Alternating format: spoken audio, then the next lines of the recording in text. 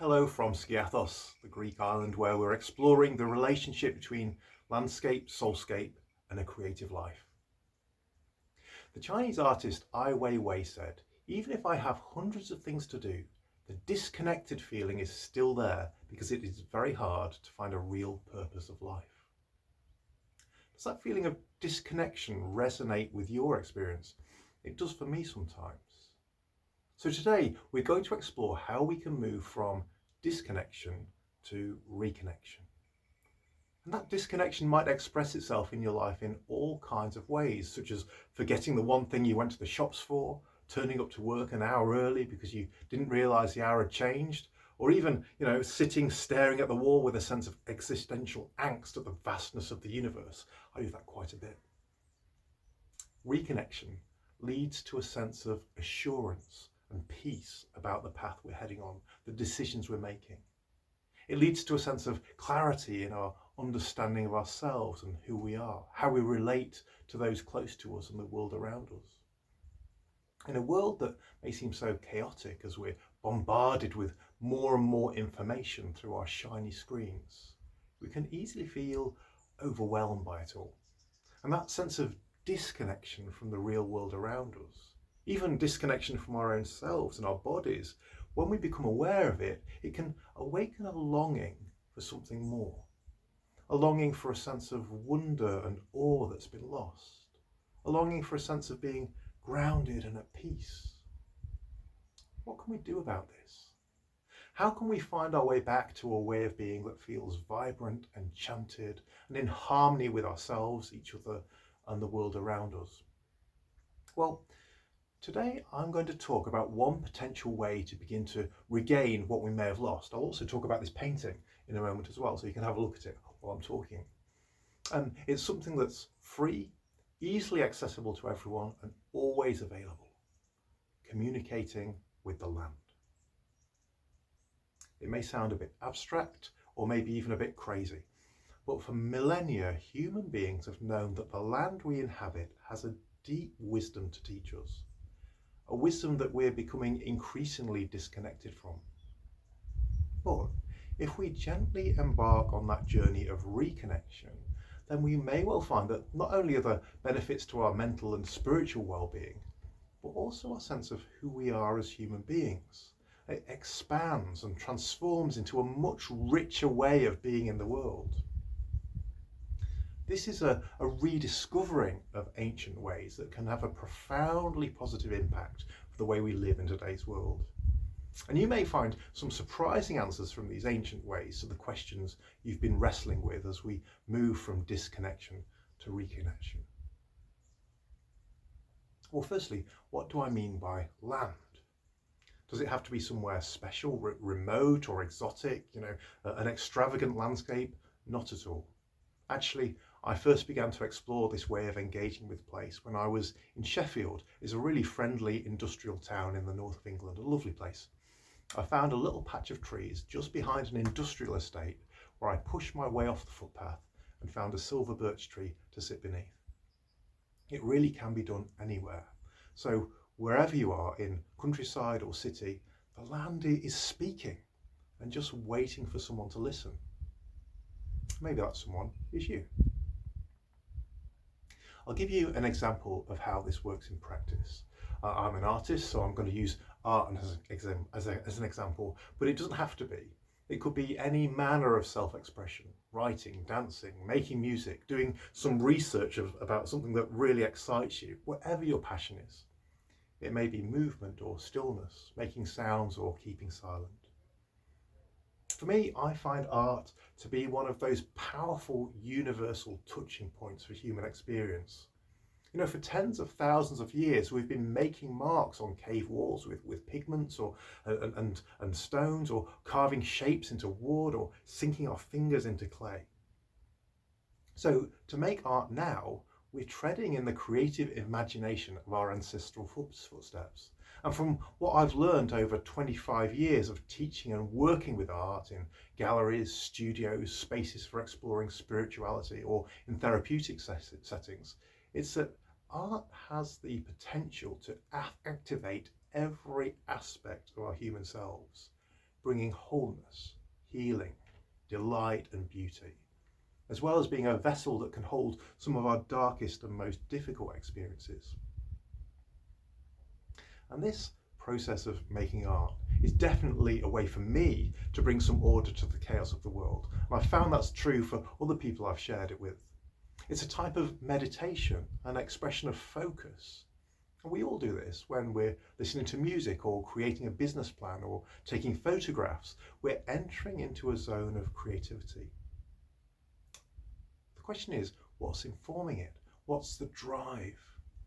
Is the force that's pushing us forwards a panicked urge to get rich quickly? Is it an attempt to escape from everything, to get more likes on social media or something?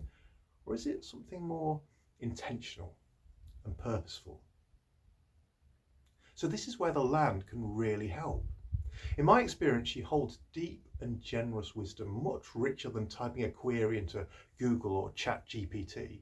She's got answers now, just like she had answers for the ancestors that shaped who we are today. So here's one way to do it.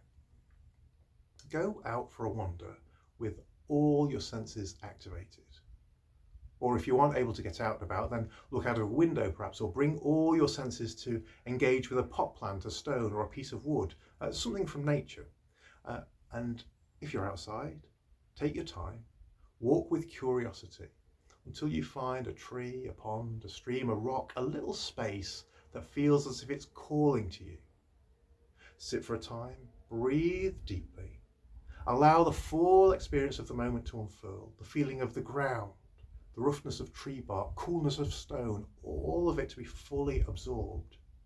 Maybe, if it feels right, even introduce yourself to the place, speaking your name out loud. And then it can be helpful to frame a question. In my case, I'm really interested in rituals, a kind of ancient magic that I weave into my art making. So when I was working on this piece, that's what I asked the land. But it could be anything. In fact, the idea for these videos came about when I asked the land where I live at the moment, in this olive grove on a Greek hillside. And if you hear some noises in the background, there are people clearing the land at the moment. How could I use my knowledge and experience to encourage people in the way that I've been encouraged and guided? And that's what I've asked the land, and that's where these videos came from. And on that note, this is a new channel, so it'd be really helpful if you could like and subscribe. That would be really wonderful. Thank you. So you're out and about in the land, feeling and sensing, and you've felt your way into your question. And when you've worked out what it is, continue to experience your surroundings with all your senses. And then you'll begin to experience what happens, what unfurls in that moment. In this case, I was walking through the pine forests on the north side of the island, not too far from here, looking down from the mountainside to the sea far below. And I found an ancient pine tree and asked the question, will you teach me the ways of wild magic? Will you teach me the ways of wild magic? And then eventually, with patience and time, I saw, felt and heard my answer. I could see it in a bird of prey, wings outstretched wide. She flowed from right down near the beach, up past me, and then high above the mountain peak in just a few short minutes. And, you know, she seemed to expend no energy in doing so. The strong currents of the wind, which she navigated so skillfully, took her higher and higher and higher. And this was my lesson. And I wrote it down in my journal as I sat there. This is what I wrote. Look, see the eagle spiraling up from the sea above the trees, circling wider and wider up into mountain sky in moments. It is effortless movement. Effortless movement. A lesson that can have profound meanings in this complicated world where so few things seem effortless at the moment. I think it's apt for all of us who are seeking change in our lives, maybe seeking to deepen a spiritual or creative practice, for example, and maybe looking to start a new thing, a new project, a new business, a new way of life. When we find the right moment, if we have the patience and wisdom to wait for it, then when the moment opens up, we rise in effortless movement, rather than a frantic scramble and exhausting race to the top of the mountain. Now, this isn't a new revelation, of course. Wisdom and spiritual traditions throughout the centuries have offered similar teachings to this.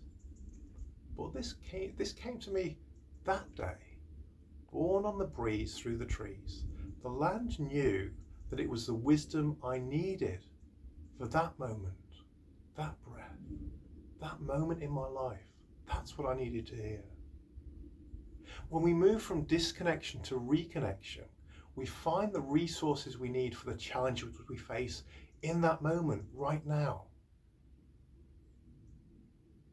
And then for me, I embody that lesson by creating art. For you, it might be writing or making music or launching a new project, reorganizing the furniture, baking a cake, knitting a sweater, whatever feels right. The answer that comes may be very clear, or it might be frustratingly vague. That's what I find anyway. It may simply be a feeling, a sensation, all kinds of ways the land can speak. Also, take the answer as you would advice from a friend. You don't have to do what they say. You wait up and discern the right way forward for you. This is just another place to seek wisdom that will inform but not dictate your decision making. So here in the painting, the eagle, this Wonderbird, leads the way, spiraling up from the ocean. And this figure ascends following her in effortless movement. He's held in this almond shape. This is called a mandala. It's often found in Greek Orthodox icons in the little churches around here. It's formed by the overlap of two circles and represents a gateway, a birth canal between worlds, a movement into a different way of being, more peaceful perhaps, more connected, more creative, finding himself in a space he's never experienced before. The invitation to you, especially if you're wrestling with or exhausted by the need to change or act, is to wait for that gentler moment of effortless movement, when you'll be able to stretch out your arms and rise up to heights you could never have imagined, all because you had the wisdom to wait for the right moment, rather than expend all of your energy on the frantic race to the top of the mountain. So I wonder what thoughts and feelings this image evokes for you. Where does it resonate with your story? How have you navigated the moments where frantic hard work gives way to effortless movement? And what will be helpful to you in making that shift? Or maybe you react strongly and feel it's a ridiculous notion and we simply have to work harder. I'm sure the trees of Skiathos can cope with our disagreement. But why not give it a try before you push the idea away? See what happens when you move from disconnection to reconnection. Also, if you'd be interested in having your personal story and experience expressed in a piece of art, in a soul portrait, then I'd be really happy to work with you.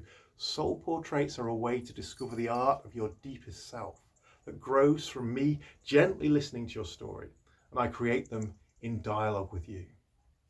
When people ask me to make a soul portrait for them, we work together to create a unique artwork. And it might be a picture like this Wonderbird, or it might be an object that can hold you and be held by you for the rest of your life as a beacon, a guide, a celebration, a commemoration, or a symbol of something that's important to you. If that's something that interests you, then please do drop me a message. I'd love to hear from you. And if you've got stories about your experience with the land, I'd love to hear about them in the comments below. It'd be really lovely to hear and share all that the land is offering to us. She's so generous. So thank you for listening. I hope you have a peaceful and gentle day. And Nefelli's here. Nefelli. I hope you have a peaceful and gentle day. And I'll be here again at the same time next week for more journeys with art, soul and landscape. Me and Nefelli. Lots of love.